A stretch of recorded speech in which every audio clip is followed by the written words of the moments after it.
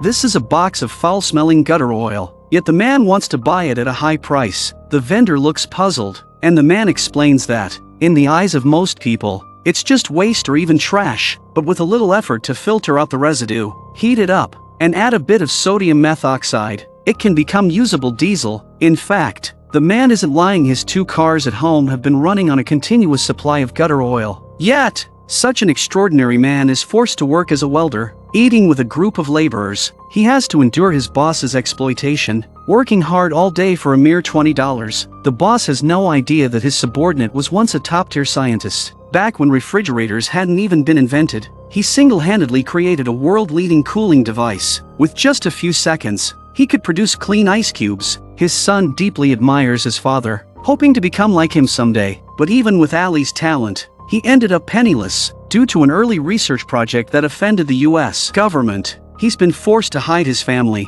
In 9 years, they've moved 15 times, even requiring the children to stay home from school and banning any phones at home. If anything is discovered, it's thrown away immediately. The kids don't know their father's past and find his actions hard to understand. Fortunately, Ali has a wife who loves him, but when hardship lingers too long, any woman would have moments of vulnerability. She calls her mother, hoping to borrow some money, but her parents are old, and she doesn't want to drain their pensions. What she never expected was that this one call would expose their location. To maintain a basic quality of life, Ali once anonymously applied for a patent. Today, when it's time to reap the rewards, Margot hands Ali the documents nervously. If the patent goes through, the family won't have to suffer anymore. But soon, Charlie realizes his father failed, and he vents his frustration by slamming doors. By nightfall, Ali returns to his usual self. He then calls his wife, pulls out a stack of blueprints, and prepares to move again. But this time,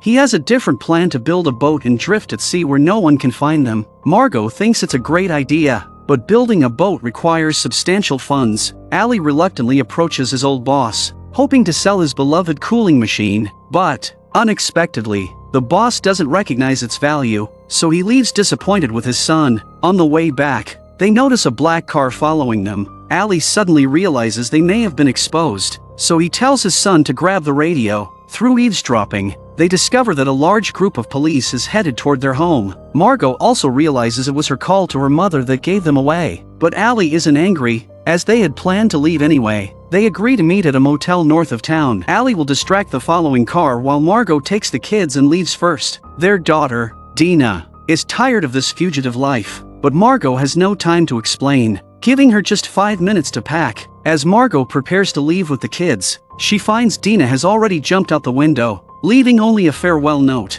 With the police closing in on their home, Margot has no choice but to leave with her son. They manage to evade the police by hiding under a bridge, but Ali isn't so lucky, as the car continues to pursue him relentlessly. This time, he decides to fight back. First, he stops by the roadside, opens the trunk, and lays a spiked strip on the road. Pretending to keep running, the police arrive and drive right over the spikes, blowing their tires. Thinking he'd finally shaken the police, he heads to the motel to reunite with his family, but upon arrival, he finds his daughter missing. He has no time to blame his wife and tells her to stay put with their son while he goes to find Dina. He searches from day until night, combing every corner of the town, but there's no sign of her. Meanwhile, the police have arrived at their home, searching it as if looking for something important. Separated from her parents, Dina encounters harassment from street thugs. Terrified, she calls her grandmother for help, and Ali suddenly realizes what's happened. He dials the same number but says nothing,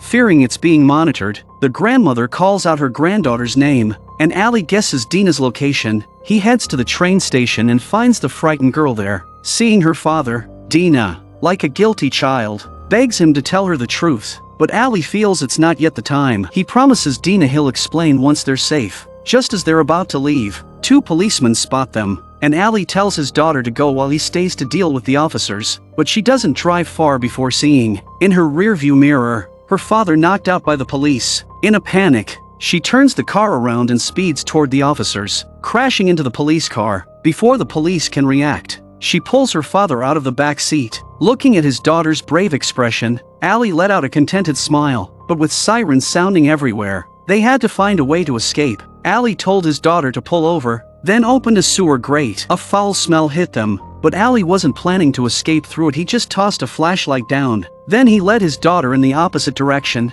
instructing Dina to pick up an empty soda can. After breaking through a metal fence, they escaped into a slum, a chaotic but ideal hiding place. Ali took his daughter to a high point, looking out to see two policemen surrounding the open sewer, preparing to go in and search. This bought them time to unlock his handcuffs. He told his daughter to cut a piece from the soda can, just the right size to fit into the keyhole, and instructed her to press hard. But the moment the handcuffs clicked open, the police realized they'd been tricked and rushed toward them. Ali had no choice but to lead his daughter to reunite with his wife. By this point, America was no longer a safe place for them. Ali planned to take his family to Mexico, but first, they needed money. As soon as he entered his boss's office, he spotted an opportunity to make some quick cash. He had managed to glimpse the safe's combination earlier, so that night, he and his wife climbed in through the window. After inputting the code, the safe clicked open. Margot's hands shook with excitement as she stuffed bags with cash, but Ali, at this point, was focused on the computer. If they were going to flee the U.S., they'd need a reliable contact. To avoid being tracked, he carefully encrypted the conversation, finally reaching a man named Calica in Mexico. Calica promised that once they arrived, he would help them. Later, they approached an acquaintance to find a coyote to help them cross the U.S. border. Unexpectedly, the coyote had retired from his former life and was now working a legitimate job. Noticing the tracker on the coyote's body, Ali deduced that they were under government surveillance and promised to remove it in exchange for their freedom. After all, their hometown was in Mexico, so they could join Ali on the journey back, and he'd pay them a significant amount of cash. Tempted, the coyote finally agreed, but any tampering with the tracker would trigger an alert, attracting the police. So he instructed his son to line the car with tin foil so that no signals would escape, then put the removed chip into a phone. Once powered and left behind, it would only alert the police a few weeks later. By then, they'd hopefully have crossed the U.S. border. Before leaving, they stocked up on gasoline and planned to take back roads, but they underestimated the police, who, realizing they'd been deceived, increased the border patrol and hired local militias to search the desert. Unaware,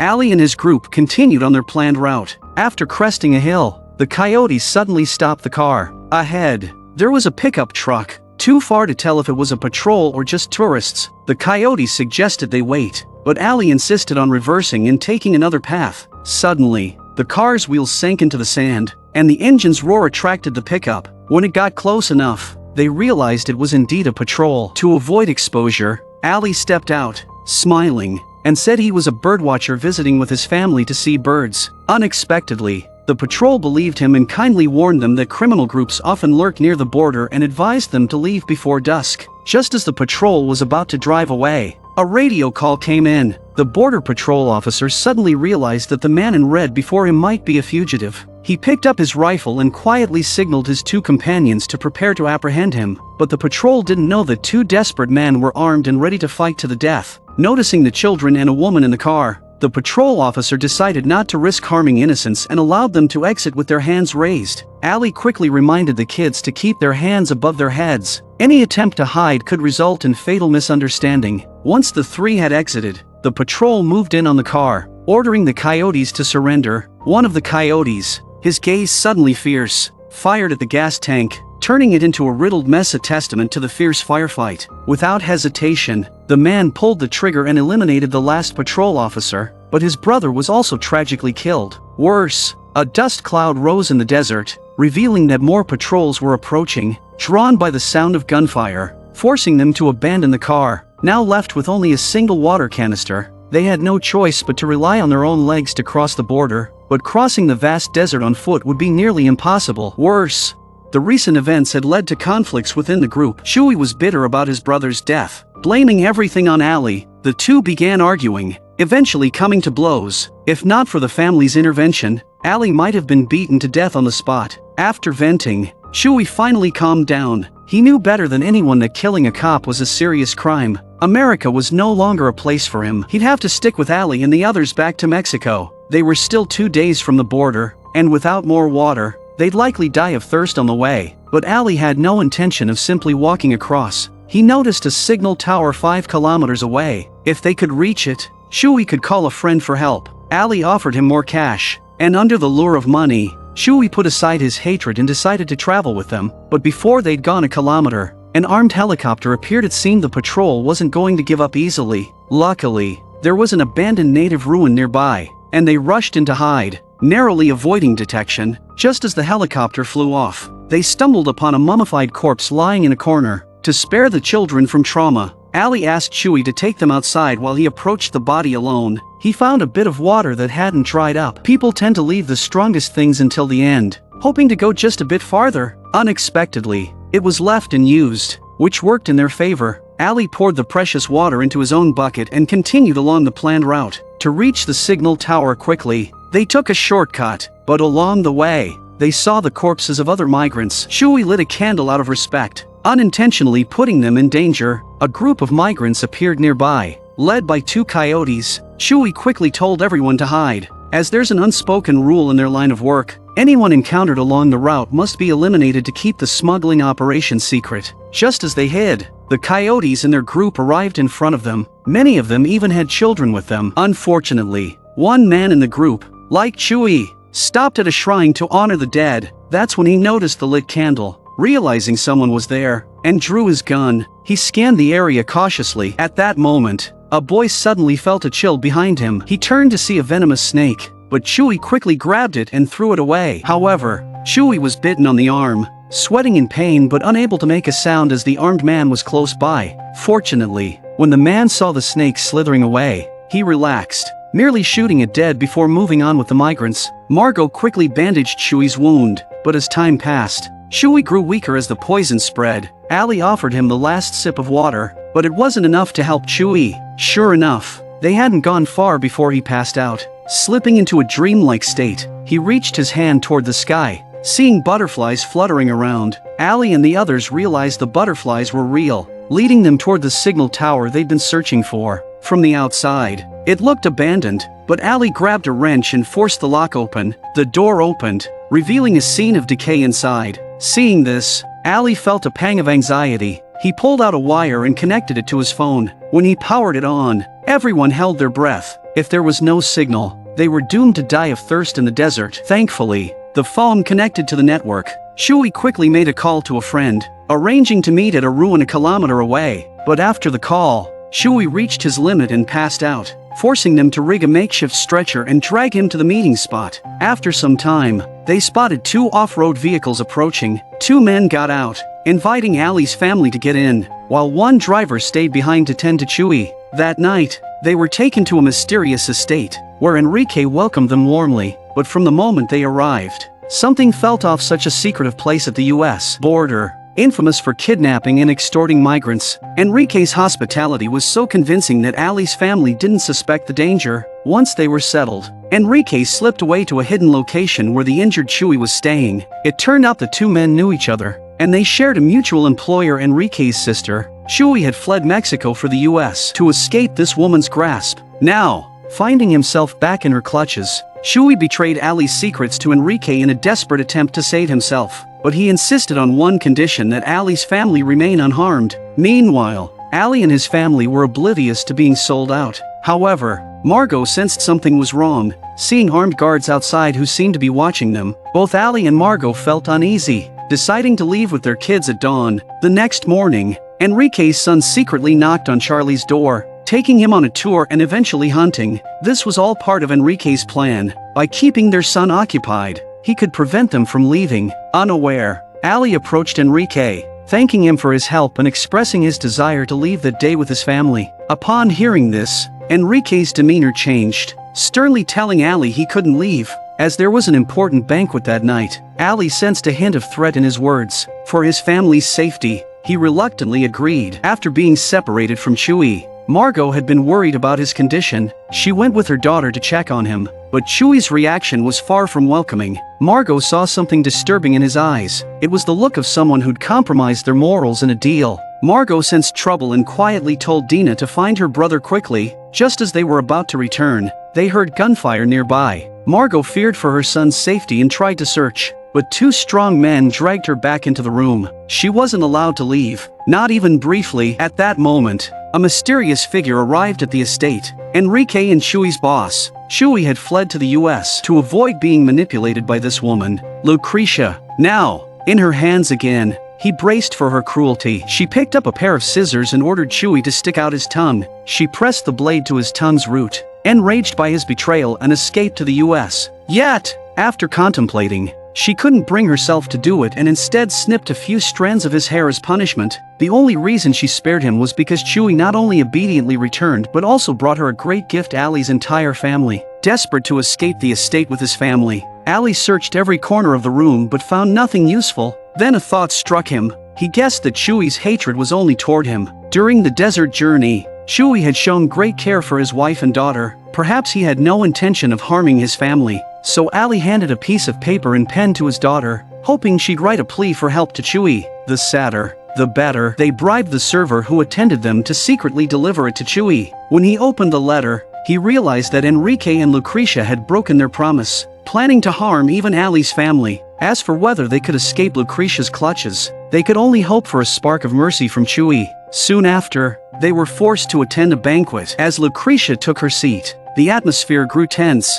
but Margot wasn't afraid. She urgently wanted to know where they'd taken her son. Lucretia replied that he'd just gone hunting with her nephew. There was no need to worry. She then looked at Allie with interest, asking if he worked for the US government, admitting that a close friend of hers was imprisoned in Colorado. If she could trade Allie, maybe her friend could go free. This terrified Allie, who'd worked so hard to escape, only to possibly be sent back. He quickly explained that although he once worked for the agency, he was of no value to them, but Lucretia wasn't easily fooled. Before he could finish, she rang a bell on the table. Moments later, two armed men ran into the dining room. Margot instinctively resisted but was knocked down. But then, at this critical moment, the server received a video call. Seeing her nephew held at gunpoint by Chewie nearly made Lucretia faint with rage. Chewie's only demand was for her to release the innocent people and grant him freedom. Otherwise, he'd blow the boy's head off. Hearing this, Margot felt reassured and boldly told Lucretia that her nephew wouldn't be released until she agreed. Lucretia's face turned livid with anger, but for her nephew's safety, she reluctantly ordered her men to stand down. After this ordeal, Margot and her family strolled out of the hall confidently. Enrique ordered the guards at the door to lower their guns, but Margot took the chance to grab one and shot out the car tires,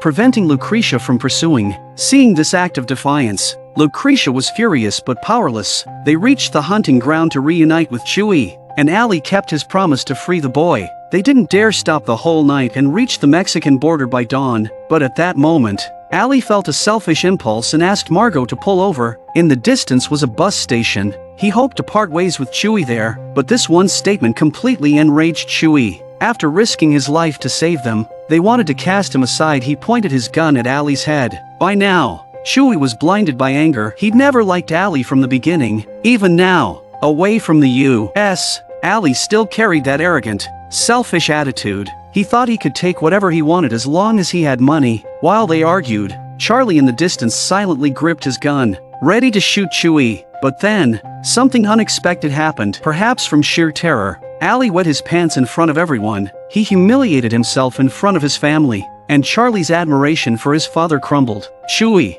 unwilling to harm anyone else, drove away alone. That night, the family took a bus to Mexico City and found a hotel to stay in. They thought they were finally safe. But Margot had angered Lucretia one too many times. She hired a top Mexican hitman, hoping William would take care of Allie's family. At this point, Allie and his wife were unaware, leaving a note for their children instructing them not to leave the room. Then they hurriedly contacted Calica, their connection. Meanwhile, William began his hunt, giving a boy a photo of Allie's family, asking him to help locate them. In Mexico City, these street kids were everywhere. He printed multiple photos, distributing them among his friends. These kids were in every corner of Mexico, and within a day, they'd likely find Allie's family. Just then, Charlie, who'd just woken up, felt hungry and said he'd go downstairs to get food. Dina tossed him the note from their parents, warning him not to go far, but as soon as he left, Dina secretly slipped out of the hotel. She went to an internet cafe,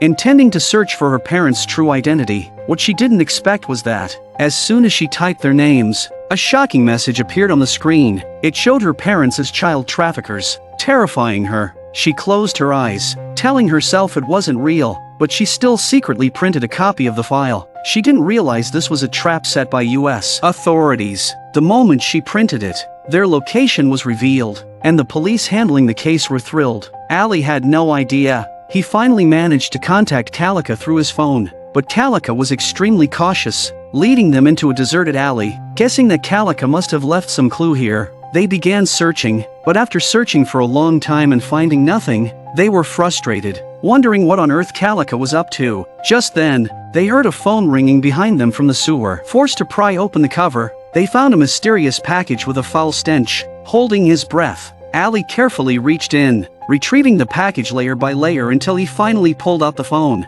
But as Ali was about to answer, the caller suddenly hung up. The abrupt end nearly drove Ali mad with frustration, but the whole family's hopes lay with this person. After some thought, he dialed the number back and finally heard Calica's voice. Calica warned them that they were being followed, but Ali and Margot insisted they weren't. Calica didn't want to waste time and instructed them to meet him at the local market within 10 minutes. Realizing Calica was serious, Ali and Margot hurried toward the market. Meanwhile, they were unaware that their children had disobeyed their instructions to stay in the hotel and were wandering openly in the streets. One of the spotters quickly recognized them, taking out their photo to confirm that they were indeed the targets. Before the kids could go far, he signaled to gather more children, instructing them to follow discreetly. On the other side, William had also picked up Ali's trail, but he was a step too late. When he reached the alley, all he found was an empty, stinking bag. Meanwhile, Ali and Margot reached the market, where Calica directed them by phone to look for a man in an orange baseball cap,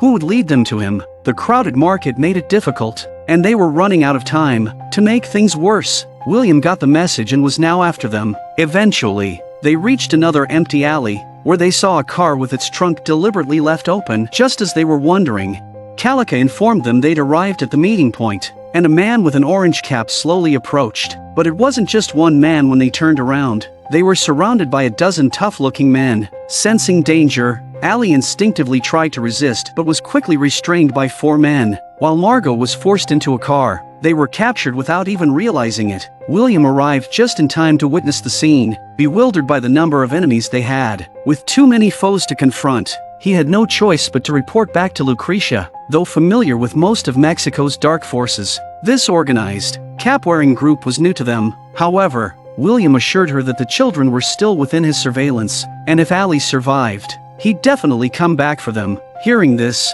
Lucrecia's face twisted in anticipation as she awaited William's report. Meanwhile, Estelle and another officer had quietly arrived in Mexico, renting a place and prepared to arrest Ali at any sign of him. But they didn't realize that Ali had fallen into the hands of a mysterious organization. The man in front of him appeared friendly, but in the next moment, his expression darkened as he struck Ali hard across the face. Before Ali could react, another blow came, leaving blood at the corner of his mouth. His hands and feet bound tight, the man got straight to the point, questioning why the US government was hunting him. Ali confessed he had developed an algorithm that tracked migratory patterns of birds based on climate changes, but he never expected that the entire project would be sold to the US security agency. They offered him a tempting price, but he refused, not wanting the research to be used for military purposes. He had destroyed the physical documents. All the data was in his mind. The man had brought him here because years ago, Ali had betrayed the organization by defecting to the US government, only to seek their help now. Ali always thought Calica was a person's name, but it was actually a code name, used by border guards of the Red House. The man explained that the previous Calica died in a plane crash, and he was the new Calica. Hearing this news, a hint of sadness crossed Ali's face. The Red House was, in fact, a terrorist hideout. For years, they'd provided a sanctuary for radicals from various countries, but not everyone was accepted. The man asked Ali how much he knew about the Red House, to which Ali responded, "Nothing." With that answer, Calica handed Ali a tablet. On the screen, Margot was bound tightly. Calica then picked up the phone, instructing his associate to take action, aiming a gun at Margot's head. Ali was terrified, but Calica demanded he speak or watch his wife die. When the gunshot rang out, Ali still hadn't given up a word. But, strangely, Margot was unharmed. It had all been a test for Ali. Faced with his family's lives on the line, he'd kept the organization's secrets, earning back their trust. Afterward, Calica gave Ali directions to Mosquito Coast, assuring him they'd be safe there. Upon reuniting with Margot, Allie excitedly told her they'd succeeded, showing no concern for the ordeal Margot had just endured. This deeply disappointed Margot, who slapped him, calling him a selfish fool. This incident created a rift between them, but as they returned to the hotel, they didn't notice the street kids tailing them. Reporting back to William, things got worse when they entered their room and found 2 U.S. officers waiting. Allie was puzzled. He had been so discreet in his escape, how had he still been found? What he didn't realize was that it was his own beloved daughter who betrayed him, angrily accusing them of being child traffickers who had ruined her and her brother's lives. Before storming out of the room, at that moment, the hitman William had also located the hotel. He carefully scanned each corner of the rooms, only to bump right into Dina as she left. Sensing danger, an officer pushed Dina to the wall and engaged in a gunfight with William. Hearing the shots, Estelle rushed to help, but by the time she arrived, her partner had been brutally killed by William. Witnessing the horrific scene, Dina was paralyzed with fear, curling up in the corner, unable to move. To protect his daughter, Allie risked his life to shield her, but strangely, William didn't shoot Allie directly, as Lucretia had ordered him to capture him alive. Allie suddenly realized this, so he quickly pulled Dina away from the line of fire. As the standoff continued, a large group of police officers was approaching the hotel. However, William seemed unfazed by the sound of sirens. While Estelle sensed things were about to go wrong, she told Allie and the others to leave, while she stayed to cover their escape. But she hadn't anticipated that William had backup. During the standoff, neither noticed a boy sneak up behind Estelle, armed with a sharp fruit knife. The boy first slashed her thigh, then stabbed her repeatedly, ultimately killing Estelle. To make matters worse, the arriving officers didn't arrest the perpetrators. Instead, they helped clean up the body. This truly was a city where right and wrong were upside down. Facing a large police presence, Allie had no choice but to hide with his family in an underground garage. Fortunately, they managed to hotwire a red car and escape Mexico before William could catch up. To avoid being tracked, Allie bought an old, nearly scrapped van and led his family to a small town near the border. But unfortunately, William soon located the used car dealer and got a description of the van. He spared no expense, hiring some thugs to thoroughly search all the nearby towns. Meanwhile, Allie remained oblivious, fully focused on preparing for their journey to Mosquito Coast. He handed Charlie some money, asking him to buy essentials like rice and beans. Allie then secretly went to the coast and bought an old fishing boat from a local owner. But on Charlie's way back from shopping, he spotted a hitman who had already arrived in town. Gathering his courage, Charlie followed him, realizing the hitman had found their van and was taking photos to send to William. Seeing this, Charlie panicked. He pulled out his gun and approached the man from behind, warning him not to send the message. But the man saw Charlie as just a kid and ignored him, pressing send on his phone. Hearing the gunshot, Allie sensed something had gone wrong. By the time they reached the scene, the police had already taken Charlie away. They couldn't openly resist, so they left to devise another plan. What Allie hadn't anticipated was that, although this town was remote, the police station was heavily fortified, with guards stationed at every corner. Rescuing his son became his biggest challenge. Listening closely, he heard the sound of running water beneath him. He followed it to a nearby sewer and confirmed that the upstream flowed beneath the police station. This sparked a bold idea to break his son out of jail. Following the sewer in the opposite direction, he eventually found an exit about a kilometer away. The jailbreak plan was set. Tonight was Halloween, the one night a year when only one officer would remain on duty. This would be their best chance to rescue Charlie. Allie assigned tasks to everyone and set off toward the sewer with a kayak. Dina kept watch above while Allie carried a hammer, navigating the sewer until he reached the station's foundation, where he hung the hammer by the sewer entrance. He then returned the way he came. Don't underestimate the hammer. It was key to freeing his son, but besides the police, he still had the hitman to worry about. William had already received word and was heading toward Allie's location, only 8 kilometers away. As night fell, Allie and his daughter Dina, disguised in costumes, approached the police station. Their first task was to draw out the lone officer. Once assigned their roles, they split up. Allie first found Margot, only for her to punch him. Margot's pent-up anger pouring out in that moment. Allie was left spitting blood and dizzy, but it had the intended effect. And Allie then went to the station, pretending he'd been robbed. While the officer was questioning him, Dina began creating a distraction outside. She stuffed a piece of thread into the gas tank and lit it with a lighter. William, who had just arrived, spotted Allie's van and moved in for a closer look. The explosion drew the officer outside. instructing Allie to stay put while he went to investigate. This left Allie with enough time to find the key in a piece of clothing and unlock the cell door. But just as he was about to free Charlie, William and his men stormed the station, holding the officer hostage. Hearing the door open, William entered, only to find Allie had locked himself inside. William couldn't help but laugh, calling Allie a genius for trapping himself in jail. But he didn't realize that Allie had meticulously prepared for this rescue. They made their way to a storage room, where the hammer they'd prepared earlier was hanging by the drain. Once they broke open the cover, they could escape. To ensure William wouldn't notice, Allie pulled out a stack of files from the drawer and scattered them across the floor. Charlie followed his lead, thoroughly trashing the room in the same way. Then he broke the blinds on the wall and laid a towel across the ledge, making it look like they'd escaped through the window. By now, William and his men had burst in,